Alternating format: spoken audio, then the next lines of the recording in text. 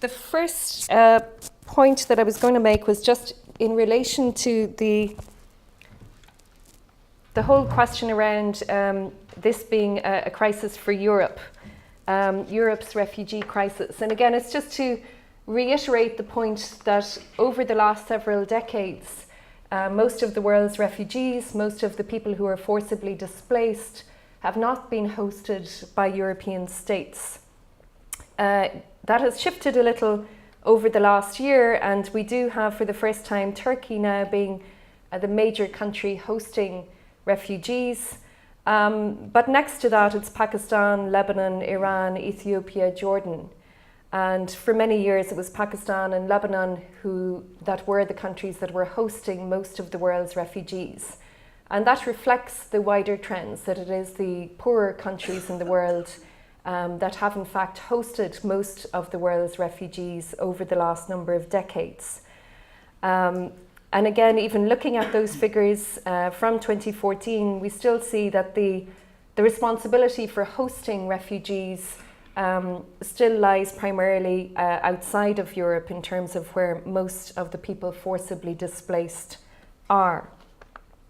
And just in thinking about this for today, I was reminded of Wendy Brown's essay on walled states and waning sovereignty, where she talks about, the diminution of state sovereignty with the expansion of globalization and the response of states, in particular in the 21st century. We have seen this phenomenon of building walls in various regions of the world. Of course, that most familiar to us now is in Hungary.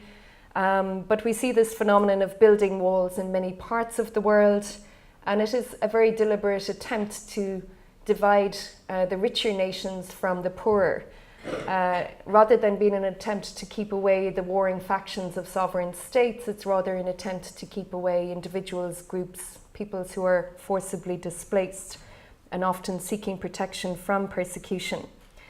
And as the UN High Commissioner for Refugees commented at one point, show me a 20-foot wall and I'll show you a 21-foot ladder.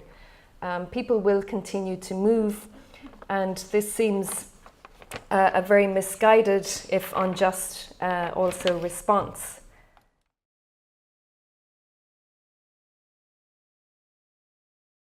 We are creating the obstacles to people being able to enjoy asylum. And specifically, this is because we are forcing people into dangerous journeys. We are not addressing the problem of ensuring that people have access to safe passage, to lawful routes of migration. So I just wanted to just look at this website, which is a website that has been developed by IOM, the International Organization for Migration. It's relatively crude in that what they were trying to do is to document the numbers of people who have been dying in the Mediterranean. And this wasn't properly being captured in terms of information and data. So they've been doing this simply through Google searches, looking at media reports, trying to account for the numbers of people who are either dead or missing across the Mediterranean. So we can see there the numbers of people already this year in the Mediterranean who are dead or missing. And the important thing, I think, about this is just to note that this is completely unnecessary. We are talking about the Mediterranean, where there are many ferries crossing every day. It's relatively cheap. Many people, I'm sure, have gone on trips across the Mediterranean, island hopping. There are lots of low-cost airlines. There are land borders. So there are land borders with Greece and Bulgaria that have been closed.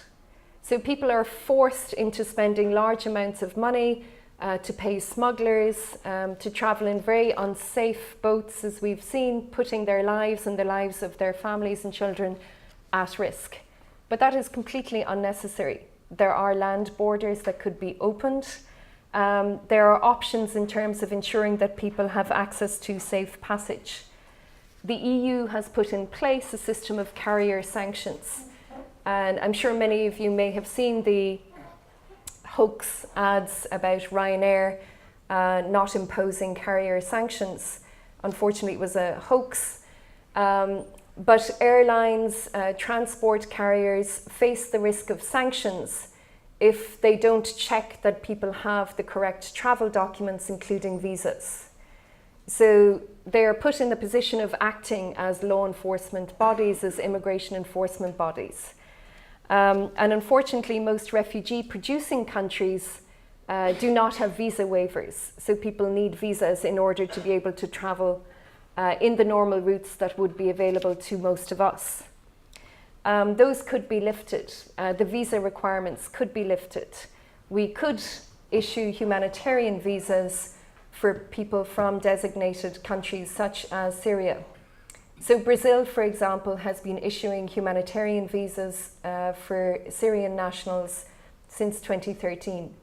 So you can get a humanitarian visa at the Brazilian embassy in Ankara and travel safely to Brazil.